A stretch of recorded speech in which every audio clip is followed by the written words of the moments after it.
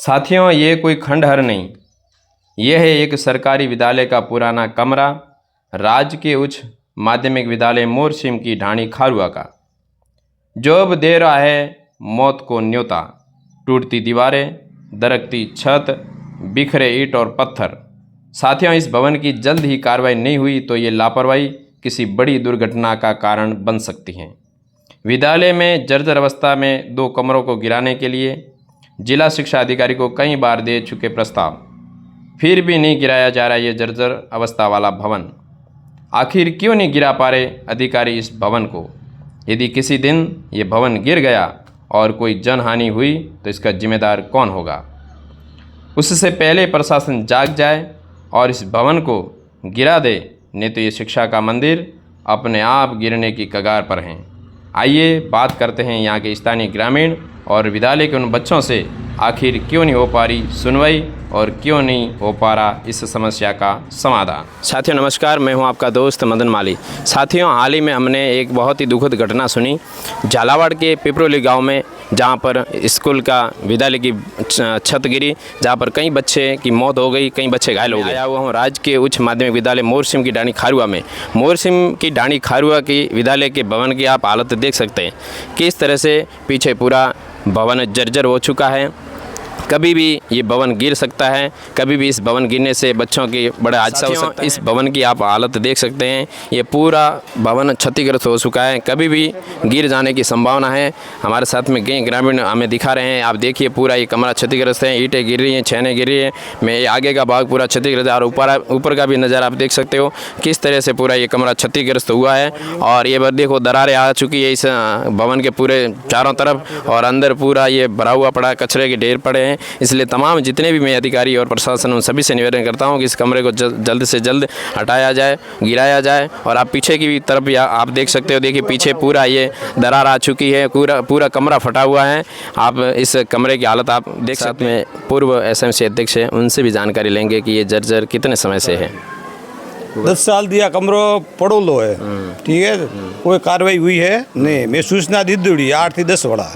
हाँ, अच्छा, कोई मतलब कार्रवाई नहीं हुई ना। डोरडिया बीजी बदड़ी सब छोकरा में जाए रहा जनपुटी हमें तेरा कब्जो कीधो कि भाई छोकरा करी मरी हके। पुरानो प्रधान अध्यापक कक्ष है मतलब? हाँ, पुरानो है। अच्छा। आज 15 साल पहले नो 10 साल दी तो बंद है, पड़ी हुई टूटो फूटो जो करीब भी गिरी है।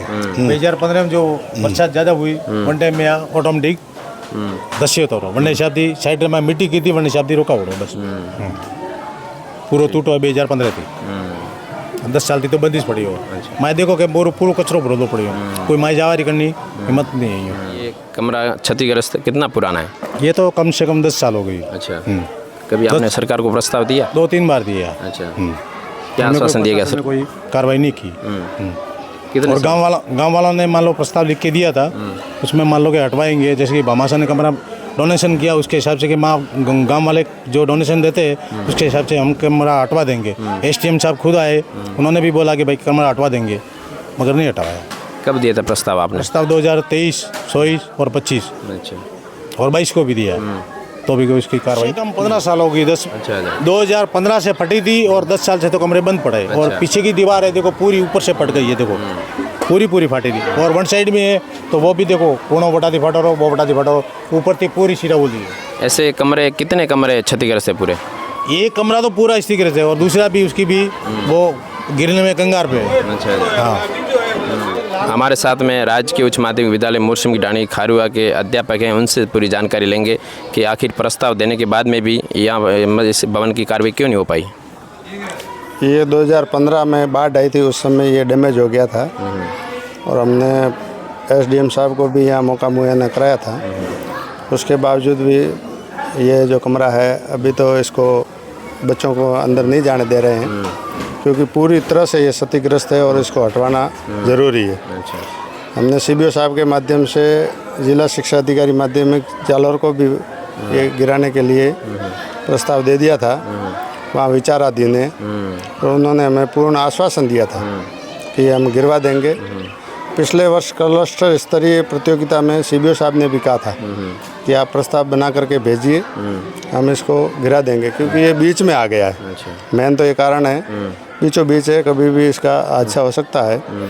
फिर भी हम तो पूर्ण रूप से इसको ढक कर के व्यवस्थित रख रहे हैं, बच्चों को नहीं जाने दे रहे हैं, लेकिन खुदा न खास्ता कुछ कह नहीं सकते हैं। तो हमारी यही प्रशासन से आशा है।